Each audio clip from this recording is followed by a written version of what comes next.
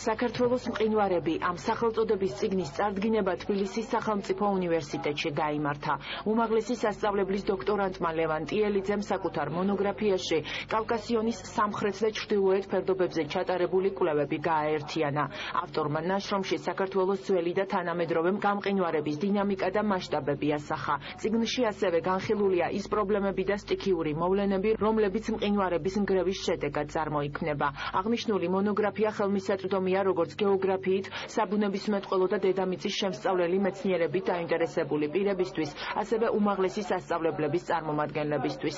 მონოგრაფია ვახუშტი ბაგრატიონის სახელობის გეოგრაფიის ინსტიტუტისა და შოთა რუსთაველის ეროვნული სამეცნიერო ფონდის მხარდაჭერით გამოიცა. ღონისძიების პარალელურად ავტორმა შეხვედრაზე 10 წლის განმავლობაში ექსპედიციებზე გადაღებული მყინვარების პეიზაჟებიც გამოფინა. საქართველოს მყინვარებზე სტატისტიკური ინფორმაციის მოპოვება 1960-იანი წლების შემდეგ არ მომხდარა და მნიშვნელოვანია იმითაც, რომ ბოლო მონაცემით, ან 2014 წლის მონაცემით საქართველოში მყინვარების რაოდენობა განისაზღვრა, ან ბოლო მონაცემით გვაქვს 627 მყინვარი.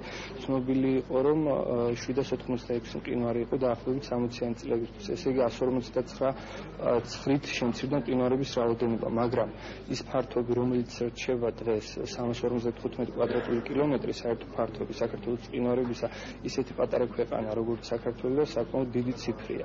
გეოგრაფიის ინსტიტუტმა მოიპოვა საერთაშორისო გრანტი, სადაც დიდი ბრიტანეთის, გერმანიის და რუსეთის წამყვან სამეცნიერო ცენტრებთან ერთად ინსტიტუტი მონაწილეობდა კავკასიონის მყინვარების კვლევაში და სწორედ აქედან ჩაერთო ეს სტუდენტი ლევან ტიელიძე ამ კვლევებში და იქიდან მოყოლებული არც ერთი წელი არ გაუცდენია, ყოველ წელს იღებდა მონაწილეობას გლაციოლოგიურ კვლევებში, ჯერ როგორც ექსპედიციის რიგითი წევრი და უკვე ბოლო წლებში ლევანი თვითონ გახლავთ ექსპედიციების ხელმძღვანელი.